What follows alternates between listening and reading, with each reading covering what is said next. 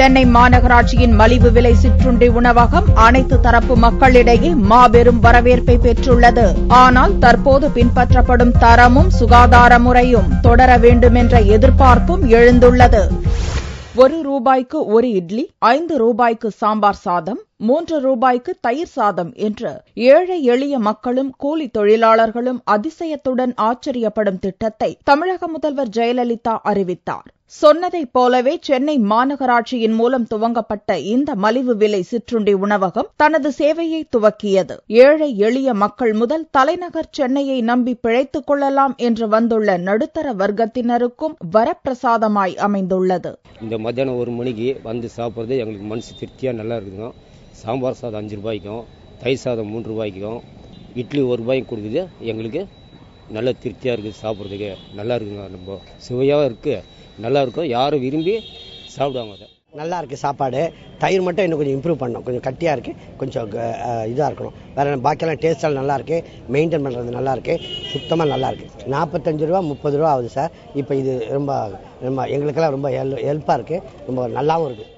தரமான உணவை மலிவாக கொடுப்பதால் தினக்கூலி செய்பவர்கள் மட்டுமின்றி ஆட்டோ, கால் டாக்ஸி ஓட்டுநர்கள், வேலை தேடுபவர்கள், மார்க்கெட்டிங் துறையினர், அலுவலகத்தில் பணிபுரிபவர்கள் என்று பல தரப்பினரும் நீண்ட வரிசையில் காத்திருந்து உணவருந்திச் செல்கின்றனர். காலையில் அம்மாவின் அவசரகதியான சாப்பாட்டுக்கு காத்திராமல் பள்ளி மாணவர்கள் கூட இங்கு படையெடுக்க துவங்கிவிட்டனர். சாம்பார் சாதம் எக்ஸலண்டா இருக்கு. சின்ன வெங்காயம் எல்லாம் போட்டு நல்லா இருக்கு, டேஸ்ட் நல்லா இருக்கு, தரமாவும் இருக்கு.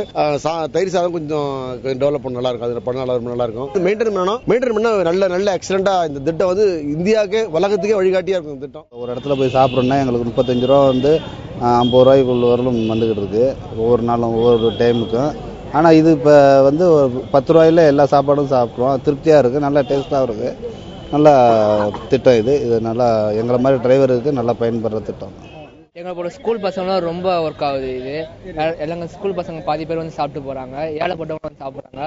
சுத்தமான வாட்டர் எல்லாமே நல்லா இருக்கு, ரொம்ப அருமையா இருக்கு. இங்கு ரிவர்ஸ் ஆஸ்மாசிஸ் முறையில் சுத்திகரிக்கப்பட்ட குடிநீர் வழங்கப்படுவதை வாடிக்கையாளர்கள் வரவேற்றுள்ளனர். அதேபோல தற்போது ஸ்டெயின்லெஸ் ஸ்டீல் தட்டுகளில் உணவு வழங்கப்படுகிறது. இவற்றை சுகாதாரமாக கழுவுவதற்கு எந்திரங்களும் வழங்கப்பட்டுள்ளன. இவை தொடர்ந்து பின்பற்றப்பட்டால் மட்டுமே சுகாதாரமாகவும் தரமாகவும் உணவு வழங்க முடியும் என்றும் மக்கள் தெரிவிக்கின்றனர். இல்லாவிட்டால் இதுவே பல்வேறு சுகாதார பிரச்சினைகளுக்கு காரணமாகிவிடும் என்ற அச்சமும் அவர்களிடம் ஏற்பட்டுள்ளது. காலை சிற்றுண்டி மட்டுமின்றி மதிய உணவுக்கும் கட்டுக்கடங்காத கூட்டம் மொய்க்கிறது. ₹5 சாம்பார் சாதம், ₹3 தயிர் சாதம் கொடுக்குறது வந்து எங்கேயுமே கிடையாது எனக்கு தெரிஞ்சு இது வரைக்கும். ஏன்னா நாங்களே வந்து ஆஃபீஸ் போகிறவங்களே எல்லாரும் வந்து சாப்பிட்டு போகிறோம். நாங்கள் எங்களுக்கு டேஸ்ட் நல்லா இருக்குது. இங்கு தயாரிக்கப்படும் உணவுகளை மகளிர் சுய உதவிக் குழுக்களைச் சேர்ந்த பெண்கள் சுத்தமான முறையில் தயாரித்து வழங்குகின்றனர். காலை 7 மணி முதல் 10 மணி வரை காலை சிற்றுண்டியாக இட்லியும், மதியம் 12 மணி முதல் 3 மணி வரை தயிர் சாதமும் சாம்பார் சாதமும் வழங்கப்படுகிறது. சென்னை மாநகராட்சியின் 200 வார்டுகளிலும் இந்த மலிவு விலை உணவகத்தை மாநகராட்சி சார்பில் திறக்க உள்ளனர். இத்திட்டத்துக்கு அம்மா உணவகம் என்று பெயர் சூட்ட சென்னை மாநகராட்சி திட்டமிட்டுள்ளது.